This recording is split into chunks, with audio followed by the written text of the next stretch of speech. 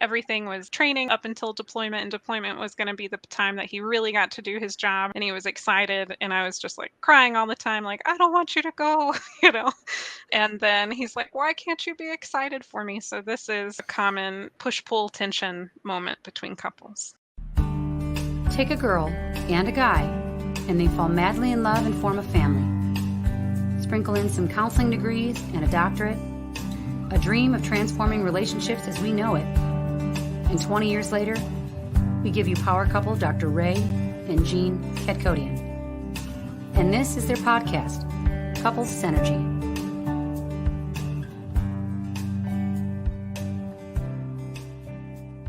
Welcome back to another episode of Couples Synergy with Dr. Ray and Jean. Hi, I'm Dr. Ray. And I'm Jean.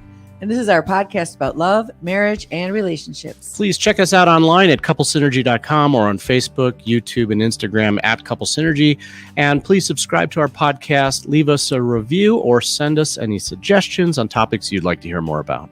And now on to Couple Synergy, an in-depth look at love, marriage, and relationships, where we bring you our experience helping thousands of couples transform their relationships for over 25 years.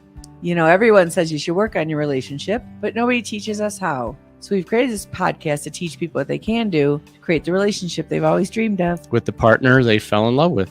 On today's episode, we welcome Elizabeth Polinsky. She is a certified emotionally focused couples therapist practicing in now Nevada.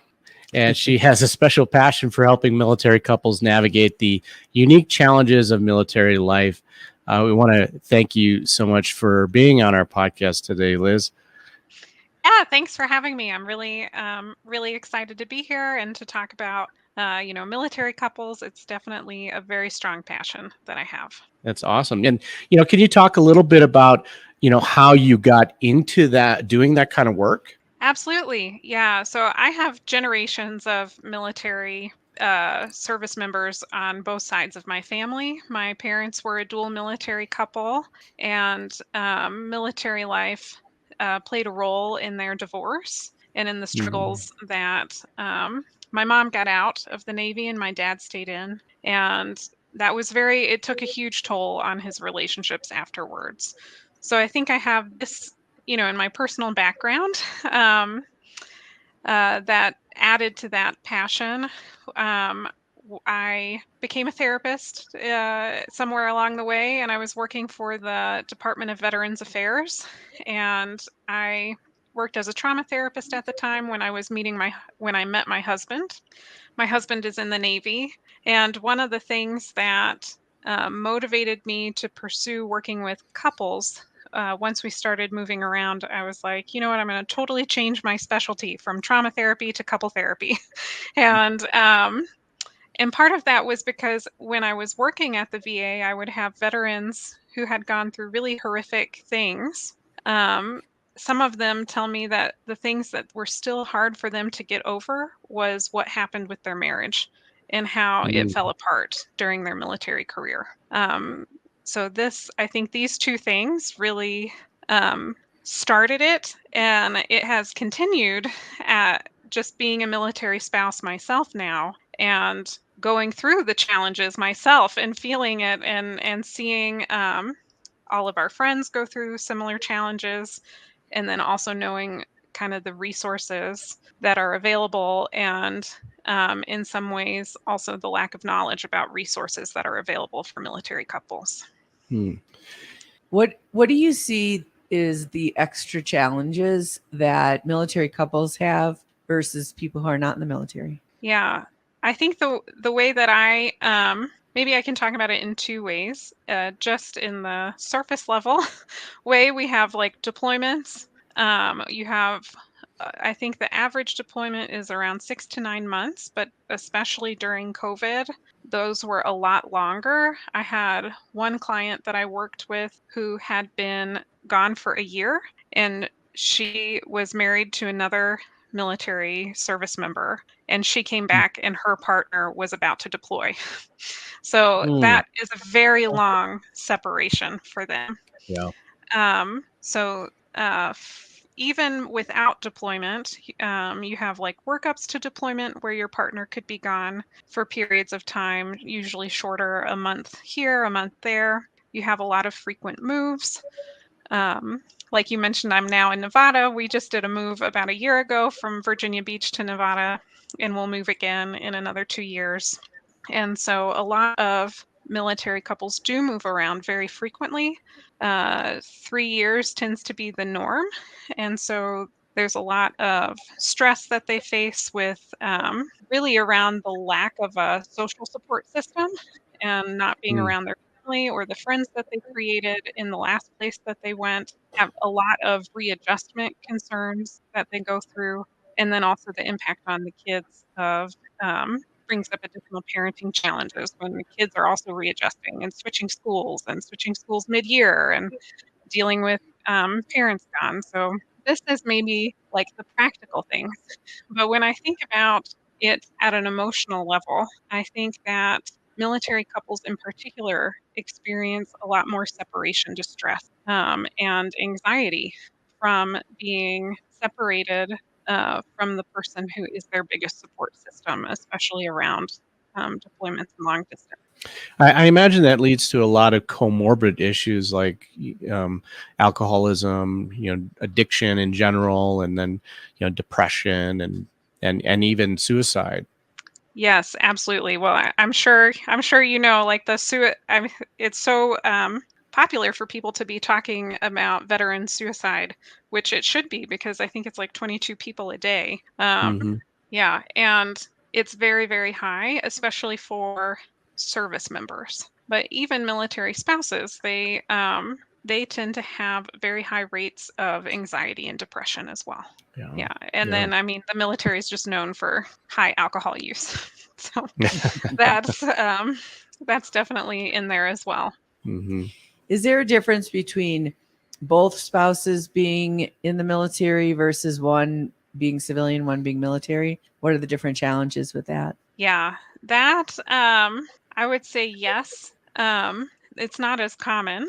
Um, and most of the time they can get located together. Not all the time. There are times where it sort of depends. Like, are you in the same branch of the military? Like, if you have one person in the Navy and the other person in the Army, that might be different than if you had two people in the Navy who had very like popular high in demand jobs. If you had one person who was in a very like niche specialty in the military, that might impact things as well. The big concern is, can we end up living in the same place together? Mm. And how will our deployment schedules match up? Those are usually easier for couples to navigate if they're in the same branch of the military, but it yeah, it just really varies. It's really hard to hard to say like what's the most common thing when it comes to that. Yeah. At what point do military couples actually seek help? Is there, I saw there's some statistics that Gottman had come out with that couples usually wait a minimum of 6 years before they actually seek outside help. I'm just wondering if it's different for military couples. Yeah, I definitely don't know like a statistic on that. But I would say that military, like civilian spouses, tend to be more open to seeking help than military members. This is partially due to the fact that there isn't like work-life separation if you're a service member. Like my boss needs to know about my health care. Whereas, in the civilian world, my boss doesn't have a clue if I'm going to counseling or if I, started taking a new medication. But all of this information is, I'll say they do try to help keep it somewhat confidential, like on a need to know basis, but it still is accessible to people in leadership in the military. So this can make service members in particular very hesitant about getting services. Hmm. There are a lot of services that are provided through the military for, like they have some non medical counseling options through Military One Source. They always have sort of a family readiness program that will provide non medical counseling as well. But I have worked with a lot of military couples and individuals who will seek me out specifically because I'm not affiliated with the military. Like I Wow. am as a spouse, but I'm not working in a Right. military environment, just so that way they can have more of the separation Mhm. between something that feels so personal compared to something that would be more public or more known in their work environment. When we were talking before, you said that you have many generations of service members on both sides of your family. Is hmm there different stressors today that maybe weren't present 20 years ago, 50 years ago that you're aware of? That's an interesting question. I think most people would probably say that it's better now. Uh, I think the things that are like I'm thinking about when my parents would tell me about their deployments, especially when my husband was deployed. They'd be like, "Oh, you have it easy, Liz." They would they would say like they had to write letters and number the letters, and you could have a fight that goes on for months and miss a letter, one of the letters, and not know if you're still in a fight or what the outcome was of what happened. I had another couple tell me that they used to send voice recorders back and forth in the mail. So Oh, wow. thankfully, that wasn't the case with my husband's deployment. You know, he could, there were times that he could call me. He could video chat with me when he was on port calls. He could email me. We did a lot of emailing. And that's I think, in some ways, much more easier than it was in the past. Mhm. The things that I'm seeing as maybe more additional challenges is that you have a lot of military spouses, female military spouses in particular, who now have very high levels of education and who are very career minded. And the research suggests that for military spouses, the higher their education, the more likely they are to actually be unemployed or underemployed, which then makes it like a little bit more of an identity crisis of who am I? Can I still be who I want to be while I'm married to somebody in the military? And then this can add some additional stress, not just for the spouse, but also in the relationship of how do we navigate that together. That's really So, interesting Yeah. because them, I believe the military now supports spouses' education, correct? yes, it's so pushed. Yes, it's like Mhm. go get a degree, go get education, get something that you can um, will help you get another job when you move again.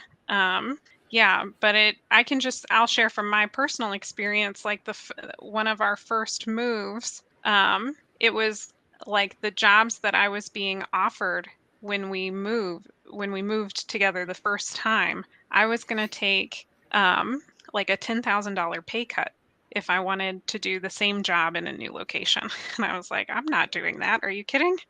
So, Wow. and this is pretty common that military spouses will then take jobs that they are overqualified for, just to like have a job, but then it also still then impacts their sense of personal identity. Yeah. Does the virtual world change that at all? You know, like we work all over the world because we're virtual. So we have a clinic in Yeah. Illinois, but we live in Colorado. Yeah. Well, it certainly does for therapists. Like my practice is in Virginia Beach, and I decided to go into solo practice just so that way I wouldn't have to be switching around jobs. I wouldn't have to be terminating with my clients every time we move. I can just keep working with them. And so I think it sort of depends on how many, like, the job field that you have, Mhm. and if the job is one that is able to be done remotely. Like I had a friend who was here in Fallon, and they recently moved, who was a speech language pathologist. But she was able to continue working remotely. So then that worked out really well, and she didn't have to stop her job, and she could just move and keep working where she was working. Um, and then I have another friend who is a teacher who couldn't do that, you know. So, or at least not now that everything is going back to in person with schools. So Do the different environments, when you move to a different state or different base or however that works, the mindset is very different. Like for us, the mindset in Colorado is very different than the mindset in Illinois, especially mm, around things like military. Is that an added factor, either in a positive way or a negative way? yeah, I think it definitely has the potential to be.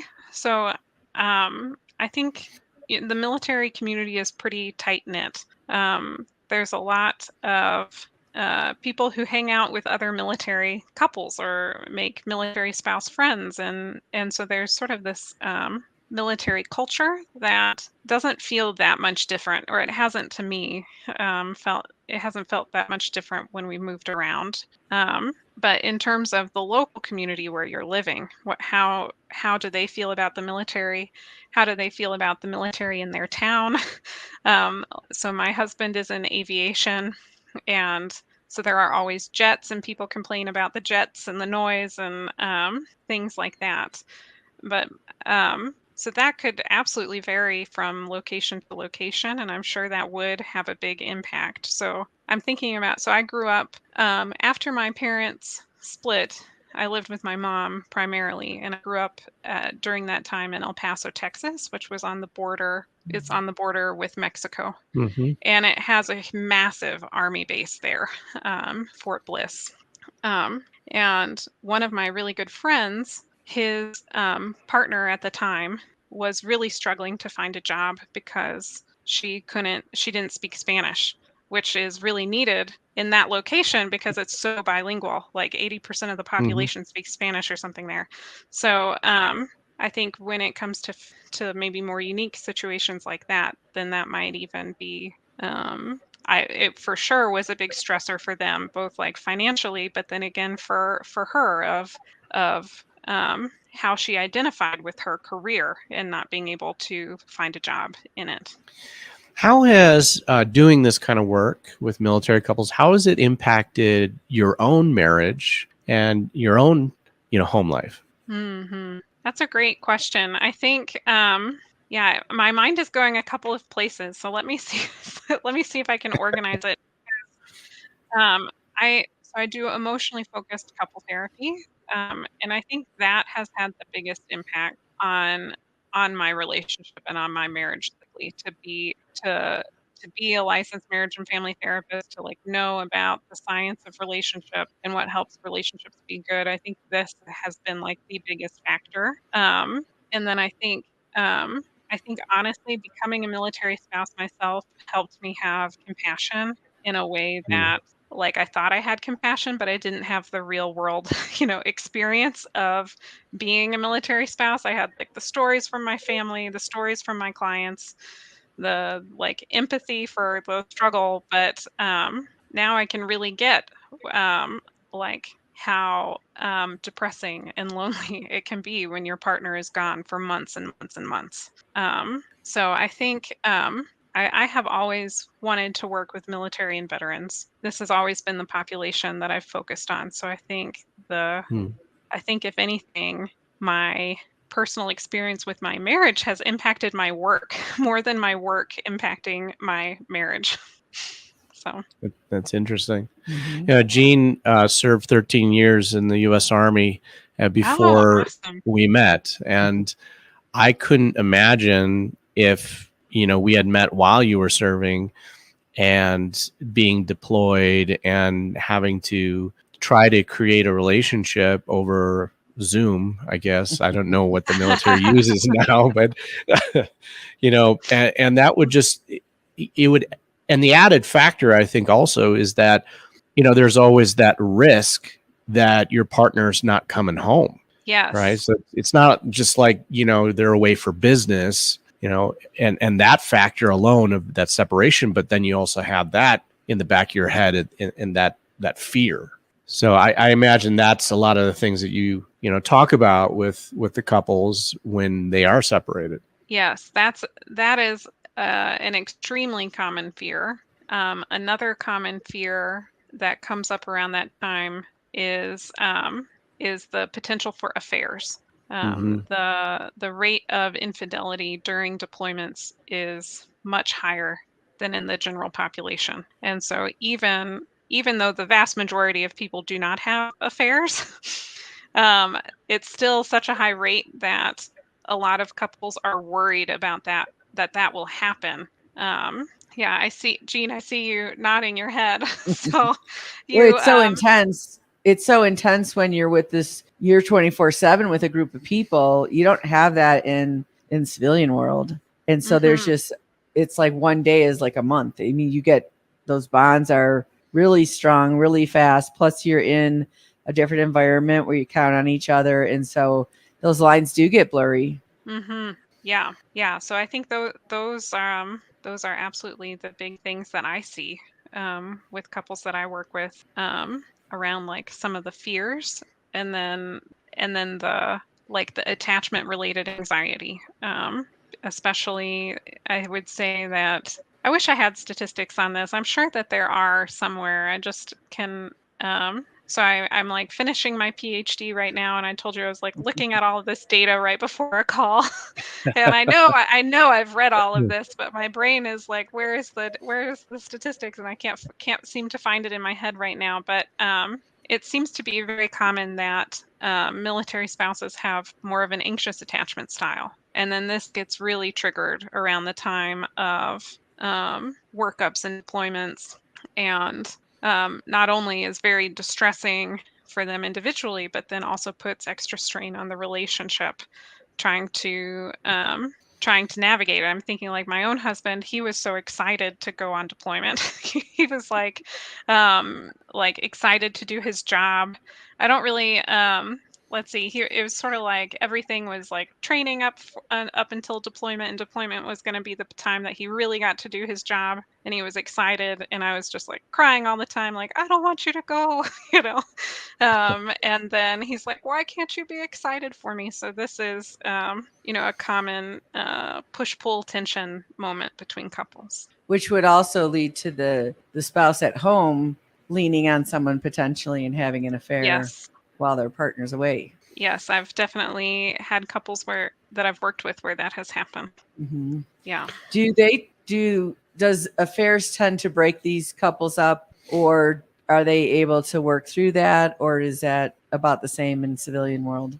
Yeah, that's a great question. And again, I'm thinking like I've read the statistics on that at some point. I know that the divorce rate for military personnel where there was an affair by a partner, either one of them during deployment, that the divorce rate is very high compared to people where there wasn't an affair, and as in the military couples as well as in the civilian population. I don't know the rates for like if there was an affair over deployment, are they more likely to divorce than if there was an affair when somebody wasn't deployed? That would be really interesting to know. Yeah. Well, in general, when we're looking at the general public, the divorce rate is actually below 50% now, so it's actually lowered, but it has increased in certain generations. So like the boomer generation has the highest rate of divorce, and the millennial generation has the lowest rate of divorce. They also have the lowest rate of marriage as well, so that also kind of keeps that percentage in check.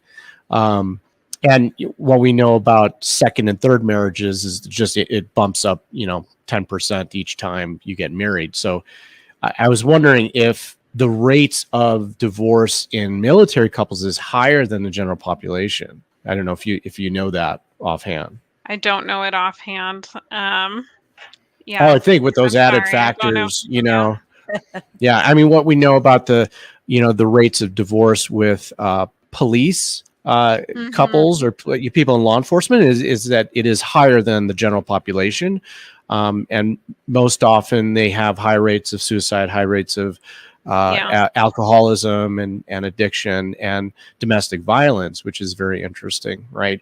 And those lines between law enforcement and the military are as far as their jobs have gotten a little bit more blurred now too, where people in the military are doing more policing, and they are the trauma that they are encountering is very similar. And so I'm wondering if that also is being reflected in military couples. Yeah, all of these are great questions, and the like researcher inside of me is like, "Ooh, how fascinating!" and I want to know more. And but I have no idea about the statistics like off the top of my head. But I would imagine that they would be very similar, especially the more trauma someone has gone through in the military.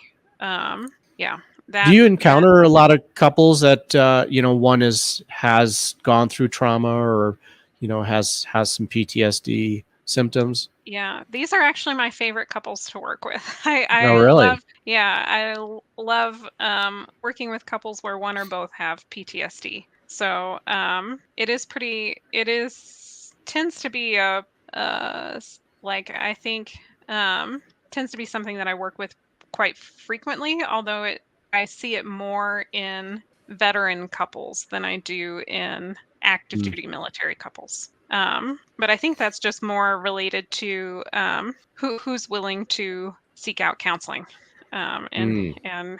and when are they willing to seek out counseling and things like that. Well, and Um, also PTSD shows up after you're done working, not typically so much during the stress. yeah, yeah. I guess I'm thinking like it sort of sort of varies based off of is someone in a traumatic environment Mhm. on a consistent basis, or did they go through something traumatic and now that is over? Yeah, And then even though they are still in the military, they're like back right. home or something, Mhm. and then the PTSD could show up. I also tend to work with people who have a lot of sexual trauma, who have PTSD from sexual trauma, Mm. and this can I think shows up so much in the relational aspect, both in like communication aspects, but of course also like in the sexual relationship that the couple has. Um, and that one doesn't feel like it really waits until and Mhm. that one feels can impact people pretty severely really quickly. Mm-hmm. So Yeah. Yeah. And is that something that happened during the military or in their life in general? I've had both. I've Mhm. had like clients with both. And also with like intimate partner violence in previous relationships where they've had PTSD from intimate partner violence. Yeah, when I worked as a trauma therapist for the VA, though, like yes, there were a lot of people who had trauma from other sources, but I tend to work a lot with people who had experienced military sexual trauma, and the rates for that were so high. Um, Yeah. which was so unfortunate. I used So, to have the statistics on that too. Oh, go ahead. when we're working with couples, one of the major things we see is they just don't invest enough time and energy into the relationship, and being in the military and dealing with deployments and all that would increase that. What would you recommend for people who were separated because of a deployment to try and continue to add, time and energy into the relationship? Yeah, I really I think my approach to viewing like relational distress really comes from an attachment framework. And so my goal for couples is almost always to promote relational coping over individual coping. And I would say this for military couples even when they're deployed. Like yes, having individual coping skills, great. Love it. I'm not going to say don't have that. But so I have like a script that my husband and I follow when he's deployed for our emails. A common thing that will happen is like the civilian spouse will send like a really long email, and they'll get like a 2 or 3 sentence email back, and they're like, "Why aren't you talking to me? Why aren't you engaging with me?" And so we have like a 5 section email list that covers sort of like the basic information. That way, That way we can enhance like the responsiveness and sharing between us. That includes, let me see if I can remember. It's like new information, puzzles that we're working through, like things that we don't necessarily need help with, but just like things we're thinking about, things that are going well that we're really appreciating. Any problems that we would like suggestions with, or if we have suggestions for what they're going through. And then sort of like what I'm hoping for, things that I'm like dreaming of. And so we follow this outline, and that helps It's like a promote more five communication. paragraph order. It's like a Yeah. 5-paragraph order to communication, right? Yes. Yeah. Yeah. Although it's very rare. I mean, I'm probably the one who writes more, but it's not, it doesn't really need to be that long. Like even if it sort of depends on how frequently you have contact with the person. Some people can talk daily. I've worked with couples where their partner was deployed and their partner could Zoom into our therapy sessions. We could do couples counseling while the person was deployed. That was really unique. We couldn't do that with my husband.